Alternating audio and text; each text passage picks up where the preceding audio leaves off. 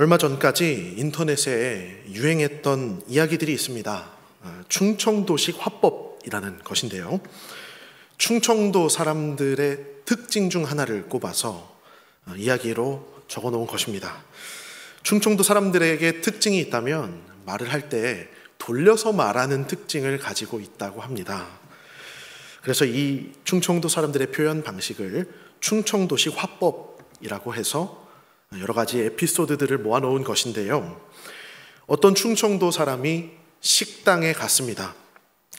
그리고 음식을 시켜서 음식이 나왔는데 그 음식을 보니까 음식 속에 머리카락이 들어있는 것이죠. 그럼 기분이 어떻겠습니까? 음식에 머리카락이 들어있으니까 화가 많이 났겠죠. 그런데 충청도 분들은 음식에 머리카락을 잡고 이렇게 말한다고 합니다. 이건 서비스유? 제가 충청도 그 억양을 연습을 많이 했는데 다 살리지 못하는 점을 양해해 주시기 바랍니다. 또 카페에 갔습니다. 충청도 사람이 카페에 갔습니다. 그리고 이제 커피를 시켰는데요. 먹어보니까 커피 맛이 너무 쓴 거죠. 그래서 이 충청도 사람들은 쓴 커피를 먹고 나서 이렇게 말한다고 합니다. 장희빈이 이거 먹고 죽은 거 아니요. 네, 커피 맛이 사약처럼 쓰다는 그런 의미를 돌려서 말한 것입니다. 참 재미있는 표현의 방법이죠. 저는 이 말들이 너무 재밌었는데 말에서 여유가 느껴진다는 점이 참 좋았습니다. 이렇게 상대를 굳이 자극하지 않으면서 즐거운 마음으로 상황을 넘기는 이런 마음씨에서 포용력을 느끼게 했던 것 같습니다. 이처럼 겉으로 드러난 의미보다도 그 속에 감추어진 의미가 있고 그것으로 더 큰 의미를 전달하는 것이 충청도식 화법의 핵심이고요.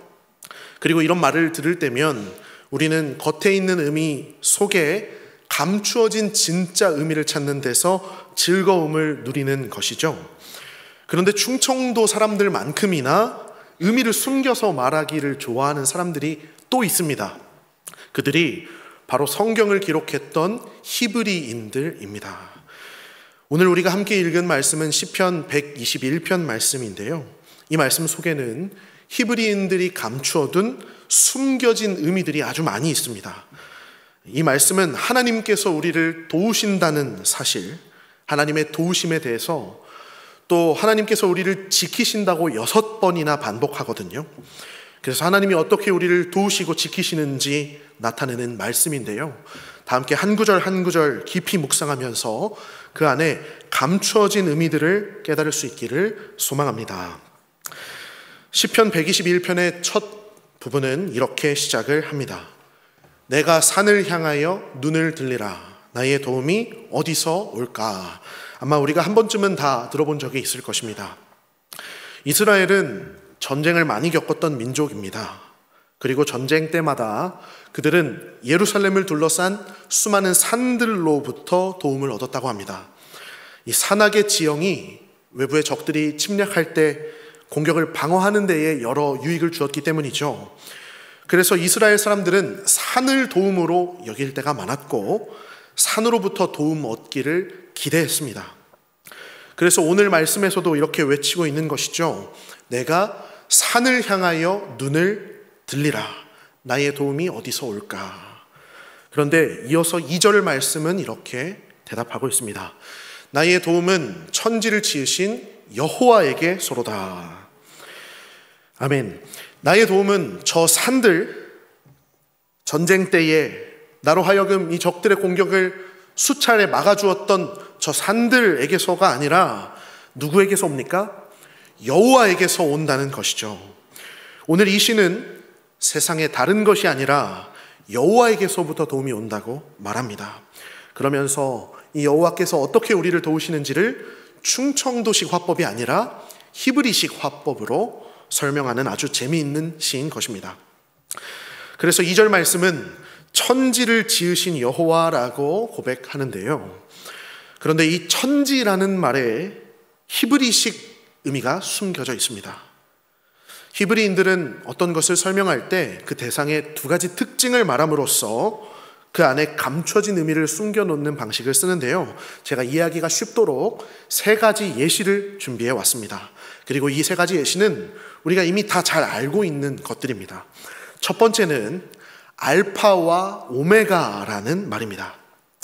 요한계시록 말씀을 보면 주 하나님이 이르시되 나는 알파와 오메가라 라고 말씀하셨습니다.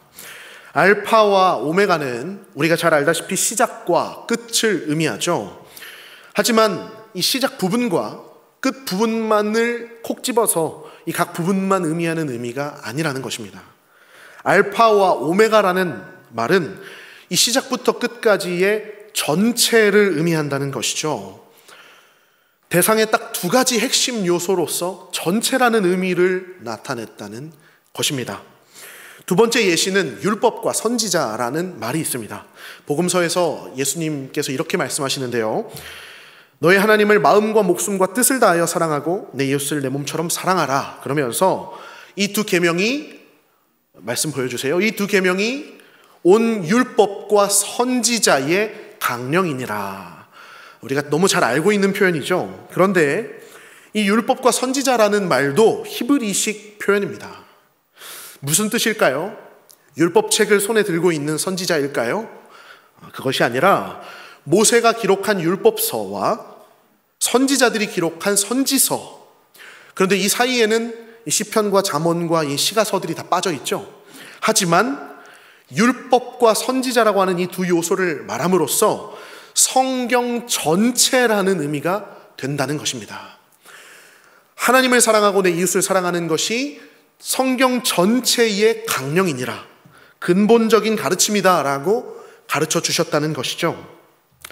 마지막 예시는 아담이 고백했던 뼈 중에 뼈요 살 중에 살이라는 표현입니다. 우리는 이 표현도 너무나 잘 알고 있습니다. 아담이 창세기에서 아담이 이르되 이는 내 뼈 중에 뼈요 살 중에 살이라 라고 고백했죠. 하와를 보면서 했던 최고의 칭찬으로 우리는 알고 있습니다. 그런데 아담이 갑자기 자기 아내를 보면서 왜 뼈와 살을 칭찬하는 것일까요? 이것도 히브리식 칭찬의 방법인 것입니다. 사람이 뼈와 살로 구성되어 있다는 것이죠. 사람은 가장 단단한 뼈와 그것을 감싸는 살로 구성되어 있다는 것을 집어서 이 히브리인들은 사람을 뼈와 살이라고 이야기했다는 것입니다. 그리고 뼈와 살이라고 말하면서 단지 뼈하고 살을 의미하는 것이 아니라 인간 전체라는 의미를 전달한다는 것입니다. 글자는 뼈와 살이지만 그 사이를 이루고 있는 모든 힘줄과 장기를 포함하여 또 사람의 겉으로 드러난 인상과 말투, 또 사람의 속에 담긴 인격과 성품과 영혼을 포함한 인간 전부를 의미하는 말이 바로 뼈와 살이라는 것입니다. 그러므로 아담은 나의 아내여 당신은 뼈가 참 튼튼하네요 하고 칭찬한 것이 아니라, 또는 굉장히 강골이시네요 하고 칭찬한 것이 아니라 당신은 참으로 아름다운 뼈와 살이네요 하고 칭찬했다는 것이죠. 알파와 오메가도, 그리고 율법과 선지자도, 뼈와 살도 그것만을 의미하는 것이 아니라 전체의 의미를 가지고 있다는 것을 우리가 기억해야 한다는 것입니다. 그래서 마치 충청도 사람들의 말을 듣는 것처럼 히브리인들의 글을 읽을 때는요, 그 속에 숨겨진 의미들을 생각하면서 읽어야 한다는 것이에요. 그래서 적어도 하와는 이 말을 들을 때 그렇게 받아들였을 것입니다. 아담이 당신은 뼈 중에 뼈요 살 중에 살입니다 할 때 당신은 수많은 사람 중에 유일한 사람 중에 사람이며 최고의 사람, 최고의 육체와 최고의 인격과 최고의 영혼을 가진 나에게 최상급의 사람입니다 라는 의미로 받아들였을 것이고요. 이러한 로맨틱한 아담의 고백을 듣고 감동의 눈물을 글썽였을 것입니다. 어머, 최고의 뼈와 살이라니 너무 감동적이다.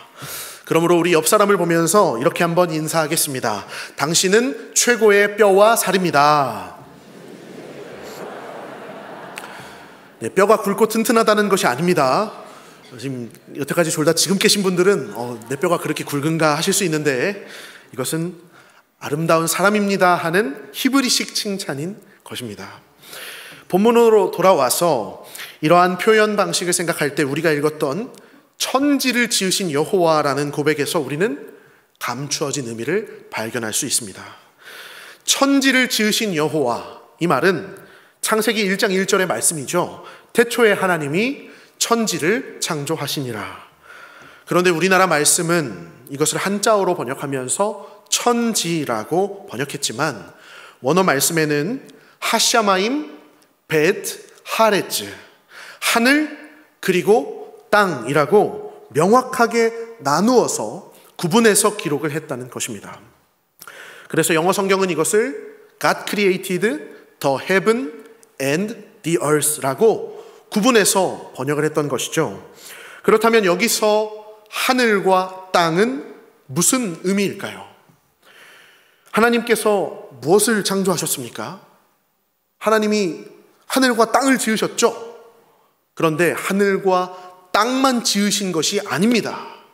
하나님은 저 하늘과 그리고 우리가 밟고 있는 이 땅 사이에 있는 모든 것을 지으셨죠.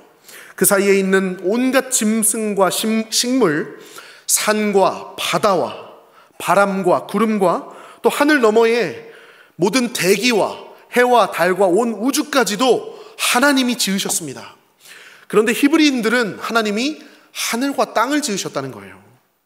그것은 세상 전부를 지으셨다고 하는 이 히브리인들의 표현의 방식인 것입니다. 이렇게 딱 두 가지만 말하면, 하늘과 땅이라고만 말하면 이 전부를 의미하는 것으로 히브리인들은 받아들였다는 것이죠. 그러므로 나의 도움이 천지를 지으신 여호와에게서로부터 온다라는 이 말은 이러한 의미가 되는 것입니다. 온 세상을 지으신 여호와 하나님이 나를 도우신다.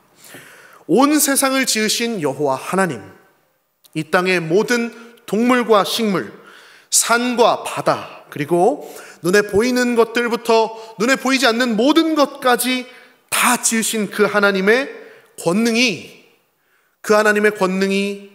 나를 도우신다는 것입니다. 아멘이십니까? 이것이 나의 도움이 천지를 지으신 여호와에게서부터 온다라고 하는 고백의 의미가 되는 것입니다. 살다 보면 도움을 청해야 할 때가 참 많이 있습니다. 나의 능력만으로는 감당할 수 없는 일들을 겪기 때문이죠. 그럴 때 우리는 내가 가진 능력보다 더 능력이 많은 사람에게 이것을 부탁해야 합니다. 그런데 어떨 때는 누가 나의 일을 도와준다고 해서 맡겨보았더니 결과물을 받았는데 그 사람의 실력이 너무나 형편없는 것입니다. 그럴 땐 이럴 거면 괜히 부탁했나? 차라리 내가 하고 말 걸 그랬구나 하는 생각이 드는 것이죠. 우리는 우리 삶에 처한 여러 가지 문제를 해결하기 위해 우리의 능력보다 더 많은 능력을 가진 사람의 도움이 필요한데요.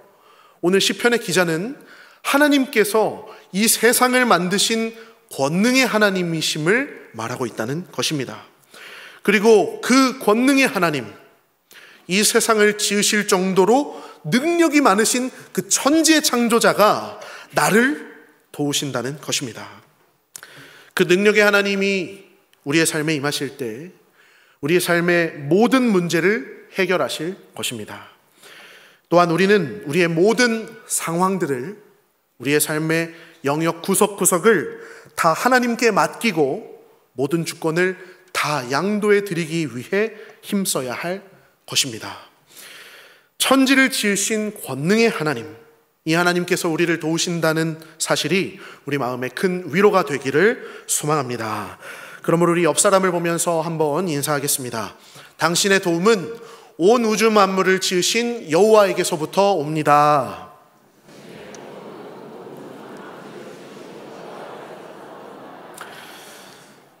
이어서 6절 말씀은 이렇게 기록했습니다. 낮에 해가 너를 상하게 하지 아니하며 밤에 달도 너를 해치지 못하리로다. 아멘. 6절의 이 말씀을 볼 때 어떤 사람은 이렇게 생각할 수 있습니다. 낮에 해도 나를 해치려고 하고 밤의 달도 나를 위협하는 그런 존재인 것일까? 하지만 6절의 이 말씀도 히브리식 표현법으로 해석해야 하는 문장이 됩니다. 낮과 밤, 해와 달은 하루를 구성하는 두 측면입니다. 낮이 밤이 되고 밤이 낮이 되며 해와 달이 뜨고 지는 이 연속된 순환이 바로 하루인 것이죠. 히브리인들은 하루라는 말을 표현하기 위해서 자신들의 표현법으로 낮과 밤이라고 기록했던 것입니다. 그리고 낮에 해가 일하는 시간과 밤에 달이 일하는 이 시간이라는 것은 하루의 전체, 그러니까 하루 온종일을 의미한다는 것이죠. 유대인의 낮과 밤은 하루 온종일이라는 의미를 가진다는 것입니다. 그래서 이 말은 하나님께서 낮에도 밤에도 하루 온종일 나를 지키실 것이다 라는 말이 되는 것이죠. 군대에 가면 늘 간절한 소원이 하나 있습니다. 그것은 잠을 한번 실컷 자보는 것인데요. 왜냐하면 새벽마다 경계근무와 당직근무, 초소근무, 불침번으로 중간중간 잠을 깨야 될 때가 너무나 많이 있기 때문이에요. 새벽에 일어나서 불침번을 서다 보면 이런 건 도대체 누가 만들었나 원망하는 마음이 들곤 합니다. 그런데 불침번이 있는 이유가 무엇입니까? 전시 상황에 있을 때 모두가 잠들면 큰일 나기 때문입니다. 그래서 20명당 1명씩 또는 100명당 1명씩은 깨어있도록 순번을 짜서 교대 근무를 시키는 것이죠. 아무 일도 일어나지 않을지라도 깨어서 지키라는 것입니다. 혹시 적이 침투하지 않는지, 또 갑자기 환자가 생겼을 때는 골든타임을 지켜서 수습할 수 있도록 각종 응급 상황을 대비하는 것이 바로 불침번인 것이죠. 그래서 불침번은 가장 피곤한 시간, 가장 조용한 시간에 활동하는 사람입니다. 모두가 편히 쉴 수 있도록 깨어있는 것이죠. 그래서 부지런히 돌아다니면서 아픈 사람은 없는지 돌아보고 창문이 열린 곳은 없는지 중간중간 온도와 습도도 체크하고 또 사라진 사람은 없는지 혹시 수상한 사람은 돌아다니는 것은 아닌지 돌아보는 것입니다. 그런데 만일 이 불침번이 졸음을 이기지 못하고 잠들어 버린다면 어떻게 될까요? 적군이 쳐들어와도 아무도 알 수가 없겠죠. 불침번만 믿고 잤는데 무슨 소리가 나도 진짜 중요한 거면 불침번이 깨우겠지 하고 잤는데 깨어보니 눈앞에 적군이 나타나 있는 것입니다. 깨어있기로 약속한 사람이 깨어있지 않아서 모두가 위험에 빠지는 것이죠. 그런데 하나님께서 하루 온종일 우리가 낮에 일을 할 때도, 그리고 우리가 쉼을 쉴 때도, 심지어 우리가 무방비 상태로 잠을 청하고 있는 그때에도, 우리가 오늘 아침 교회에 나오기 위하여 지난밤 곤히 자고 있을 그때에도 하나님은 그 어느 누구도 우리를 해치지 못하도록 하루 온종일 우리를 깨어 살피고 계시다는 것입니다. 이것이 얼마나 감사한 일입니까? 그래서 4절 말씀에는 이스라엘을 지키시는 이는 졸지도 아니하시고 주무시지도 아니하신다고 고백했던 것입니다. 늘 깨어서 24시간 늘 깨어서 우리를 향하여 눈을 부릅뜨고 누가 해치지는 않나, 누가 사랑하는 내 아들 딸을 괴롭히러 오는 것은 아닌가 하고 지키고 계시다는 것입니다. 그러므로 이 하나님께 우리는 이렇게 기도할 수 있습니다. 하나님, 낮에도 나를 지키시며 밤에도 내가 주를 믿고 잠들었을 때에도 나를 보호하여 주시옵소서. 그리고 낮의 해와 밤의 달이라는 이 말은 날씨와도 아주 깊은 연관이 있는데요. 중동의 날씨가 어떻습니까? 낮엔 햇빛이 뜨겁고 또 이상하게 밤이 되면 갑자기 날씨가 추워지는 것이죠. 그래서 하나님은 광야의 백성들에게 40년 동안 구름 기둥과 불 기둥을 주셨습니다. 히브리인들은 이 하나님의 은총을 기억하며 이렇게 고백했던 것입니다. 낮의 더위에도 밤의 추위에도 계절이 변하고 기온과 기후가 다 변해도 여호와는 하루 종일 변치 않고 너를 지키셔서 내가 상하지 않도록 지키실 것이다. 아멘이십니까? 우리 한 번 더 옆 사람과 인사하기를 원하는데요. 우리 따라서 인사하겠습니다. 하나님께서 당신을 하루 종일토록 지키실 것입니다. 한 번 더 인사하겠습니다. 날이 변해도 하나님은 변치 않고 당신을 지키실 것입니다.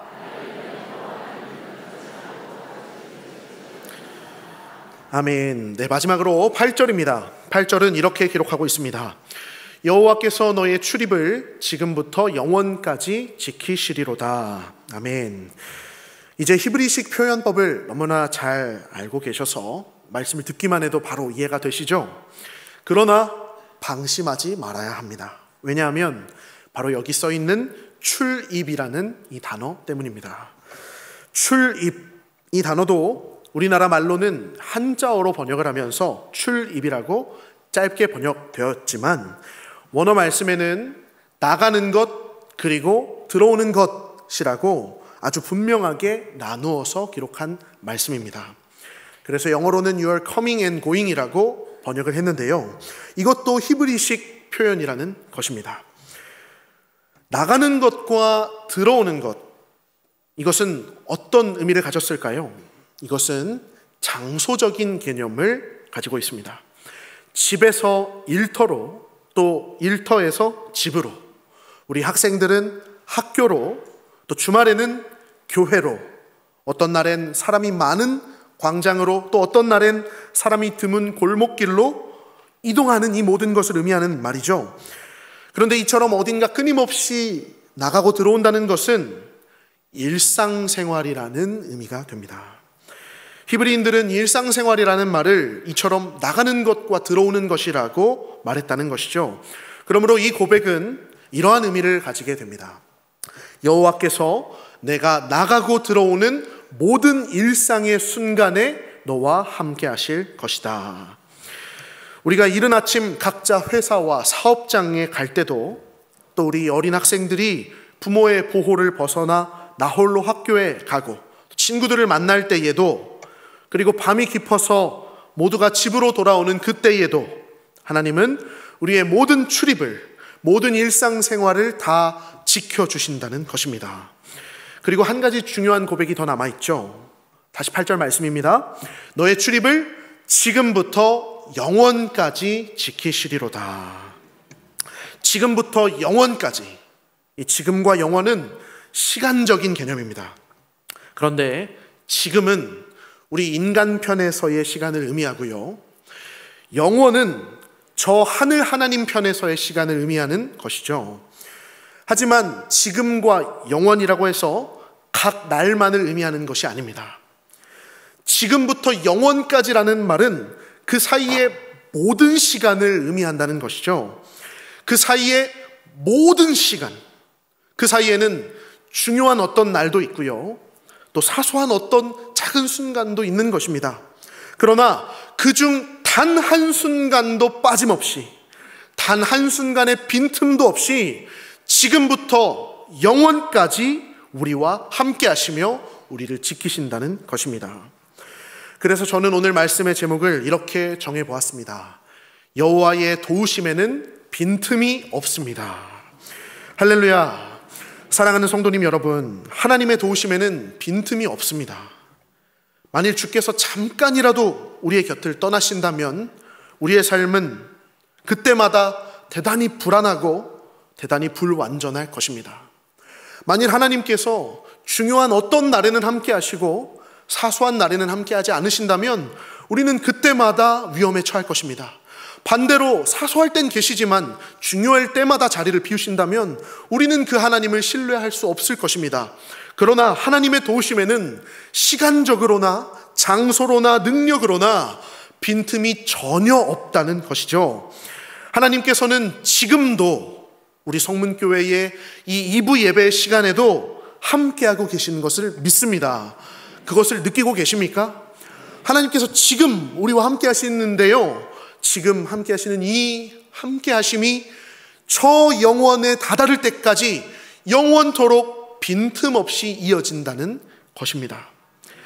그래서 하나님의 도우심에는 빈틈이 없는 것이죠. 우리의 시간인 지금부터 저 하나님의 시간인 저 영원에 다다를 때까지 그분은 한순간도 빠짐없이 단 한순간의 빈틈도 허락하지 아니하시며 우리 곁에 늘 함께 하사 우리를 지키시는 여호와 하나님이신 줄을 믿으시기 바랍니다.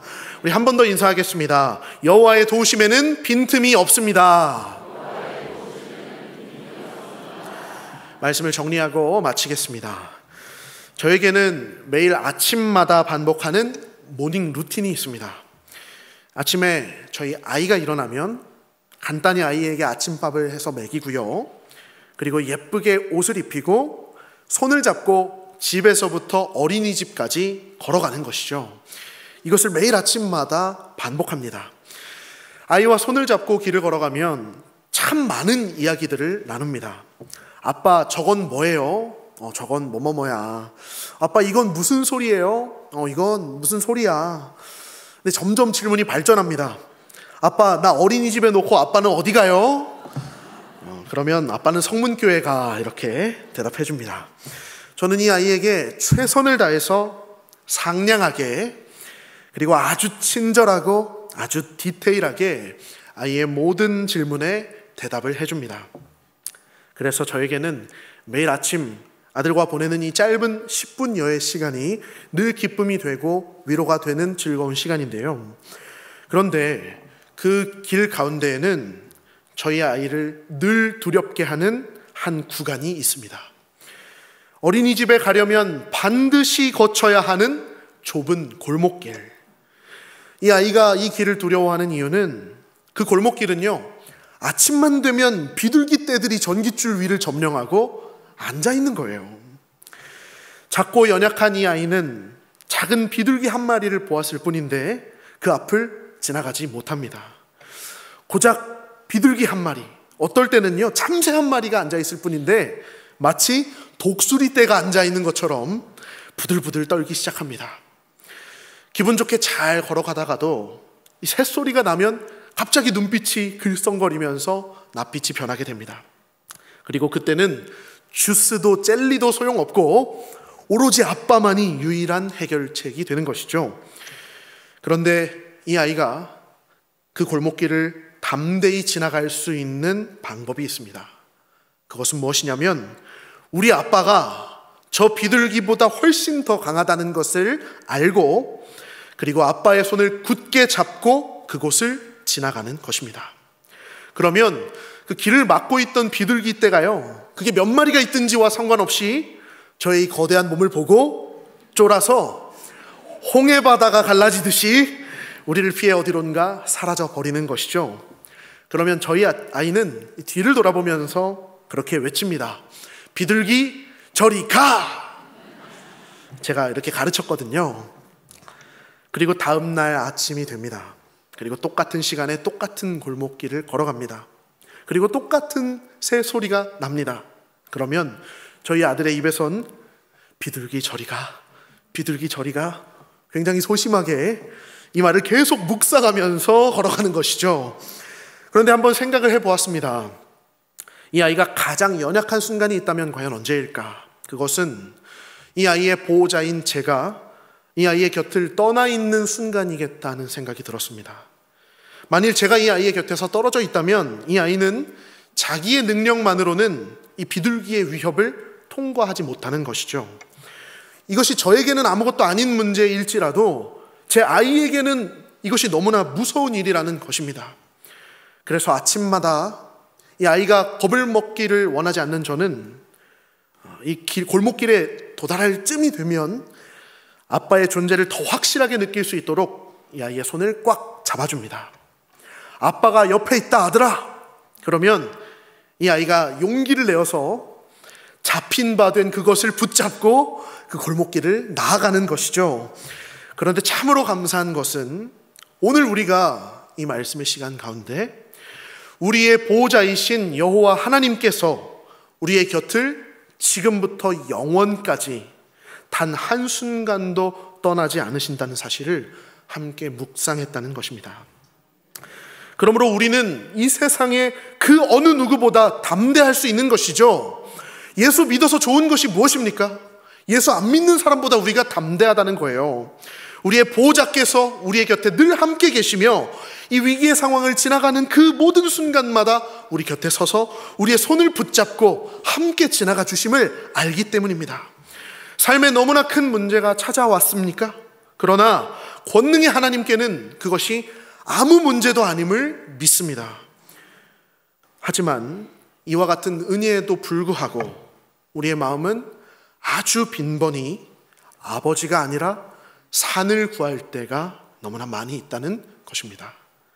지금 이 시대가 말하는 여러 가지 산들, 우리에게 유익하다고 말하는, 우리에게 도움이 된다고 말하는 경제적 풍요의 산, 사회적 능력, 어떤 좋은 인맥, 어떤 훌륭한 명예의 산이 나에게 도움이 될까 하고 생각한다는 것이죠.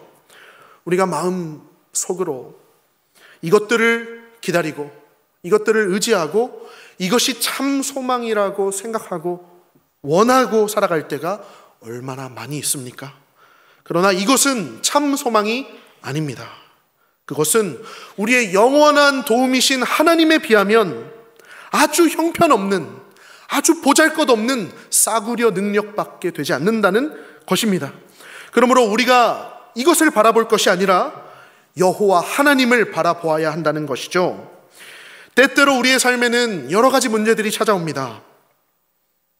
앞도 막히고 뒤도 막힌 것 같은, 너무나 어둡고 깜깜하여 까마득해서 앞으로 어떻게 살아가지 두려움 속에 사로잡히는, 그래서 세상의 어떠한 물질적인 풍요도 어떠한 능력과 위로도 해결할 수 없는 문제들이 우리 삶엔 너무나 많이 찾아오는 것입니다. 그때에 우리가 나를 향하신 하나님의 손길을 의지하기를 원합니다. 이 아버지 하나님의 마음이 우리를 향하고 있습니다.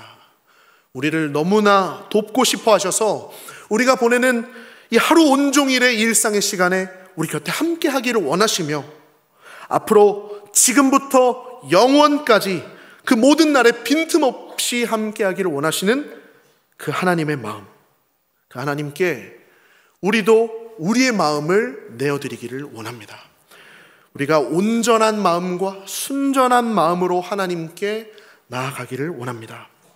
이 세상의 수많은 산들이 아니라 여호와께서 오직 나의 유일한 도움이시라는 이 고백을 영원토록 기억하며 하나님께 영원히 올려드렸으면 좋겠습니다. 그리고 끝으로 이 아버지의 손을 굳게 잡기를 원합니다. 이 아버지의 이름으로, 이 아버지의 능력으로 걸어갈 때 너무나도 커 보였던 그 문제는 아버지 앞에서 작아질 것이며, 우리의 앞을 막아섰던 그 문제는 어느새 아버지의 이름으로 다 사라져 없어질 것입니다. 그리고 우리는 이렇게 외칠 수 있을 것입니다. 문제 저리 가. 할렐루야. 여호와께서 너의 출입을 지금부터 영원토록 단 한순간도 빠짐없이 지키시리로다. 이 말씀의 고백이 삶 속에서 두고두고 기억되어 이 하나님께 영원토록 감사하시는 모든 성문의 영가족이 되시기를 진심으로 축원합니다. 다 함께 기도하시겠습니다.